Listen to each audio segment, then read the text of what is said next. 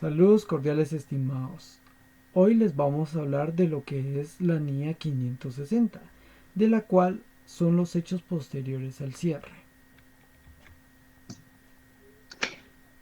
Al referirnos a la NIA 560, también se puede interpretar conjuntamente a la NIA 200, que son objetivos globales del auditor independiente a su realización de una auditoría, la cual incluye la obtención de seguridad razonable de los estados financieros, la emisión de informes de los estados financieros, cumplimientos y sus requerimientos, con escepticismo profesional, con juicio profesional, evidencia de auditoría en su alcance.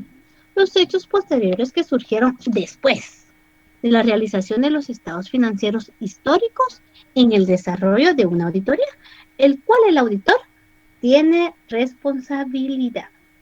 ¿Qué se conocen a los hechos posteriores al cierre? Según el marco de información financiera aplicable, se identifica: número uno, evidencia de condiciones que existían a la fecha de los estados financieros. Dos, evidencia que surgieron posteriormente después de la fecha de los estados financieros. También se incluye NIA 700, la fecha que explica la información de la auditoría, efectos y transacciones ocurridos en fecha.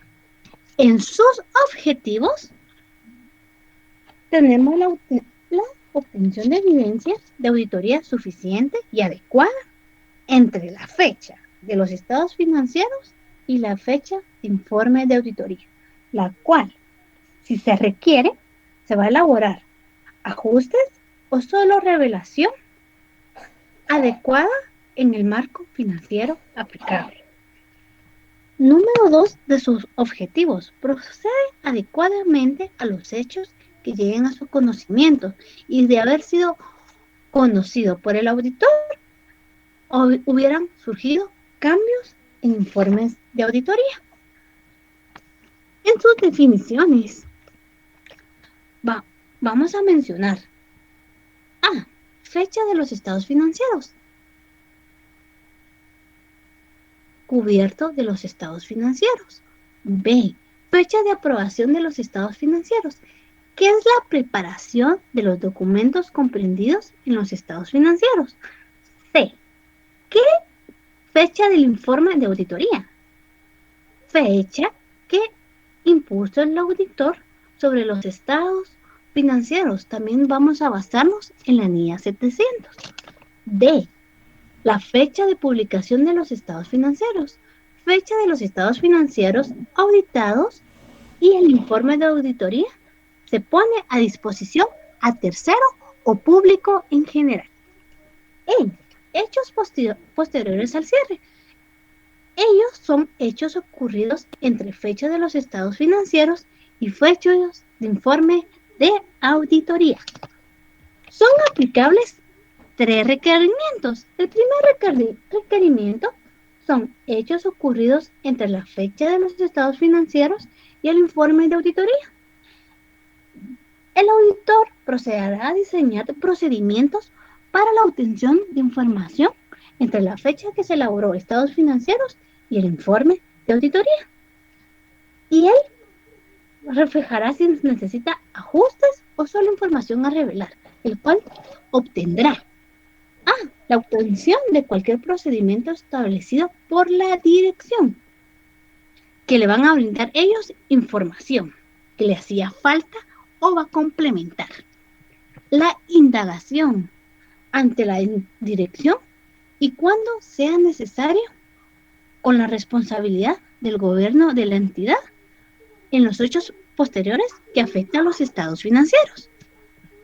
Muy importante, la lectura de las actas que se le celebra con posterioridad a la fecha de los estados financieros, así como la indagación sobre cuestiones que se discutieron en posibles reuniones.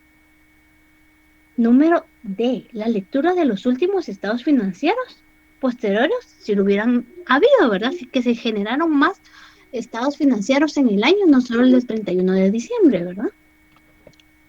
Y si es necesario, los ajustes de los estados financieros o su revelación se determinará por los hechos posteriores financieros. La importancia de las manifestaciones escritas según la NIA 580 se refiere que la dirección solicitará cuando proceda y sea necesario.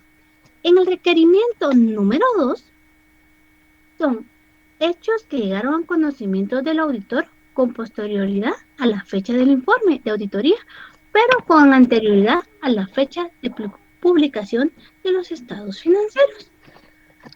En él nos indica que el auditor no tiene obligación de aplicar otros procedimientos porque ya procedió en una auditoría, pero sin embargo, después de la fecha del informe de auditoría, antes de su publicación debe haber sido conocido por la fecha del informe de auditoría, podrá llevar rectificación en su informe o en su dictamen. ¿Qué va a proceder el auditor? 1. Discutirá cuestiones con la dirección.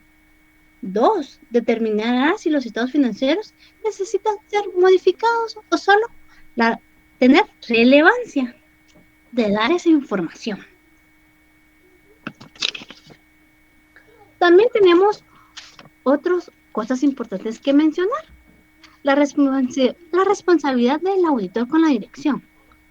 También tiene relevancia con la NIA 210, que son términos del encargo de la auditoría. La doble fecha que rectifica el informe de auditoría, o sea, ya hizo un informe, pero como vinieron rectificaciones, tiene que hacer pequeños cambios, ¿verdad? Estados financieros modificados por parte de la dirección, que son las disposiciones legales y reglamentarias del marco de información financiera. El hecho posterior número 3. Al haberse publicado los estados financieros, no tienen obligación el auditor de aplicar procedimientos de auditoría en ellos, pero una vez publicados, llega a su conocimiento un hecho que de haber sido conocidos por fecha, podría haberse hecho otra rectificación, pero en él procederá. Número uno, discutir las cuestiones con la dirección. ¿Qué se va a proceder? Determinar si es necesaria la modificación de los estados financieros y indagar con la dirección intención de cómo va a tratar esas cuestiones que el auditor ha identificado. También tenemos algo muy importante que mencionar, la actuación del auditor para tratar de tener evidencia confiable de auditoría. El auditor de gobierno considera a la dirección responsable de gobierno que no ha adoptado las medidas necesarias, trata de evitar el informe de auditoría sobre los estados financieros. Vamos a mencionar un ejemplo práctico. En el ejemplo práctico, la empresa mayonesa cierra al 31 de diciembre del 2018 y el 3 de enero se da cuenta que hubieron relevancias en los estados financieros. En la cuenta de depreciaciones de mobiliario y equipo, que se calcularon un excedente de la cuenta por 3,000 quetzales. Entonces el auditor, ¿qué procederá? Discutir con la dirección, que se llegó a la conclusión que es necesario la modificación de los estados financieros. ¿Qué se indagará? ¿Cómo se tratará? En este caso, ellos decidieron hacer una modificación en los estados financieros, en cual disminuirá la cuenta de depreciaciones acumulables mobiliario y equipo contra depreciaciones mobiliario y equipo en la partida de reclasificaciones del año 2018.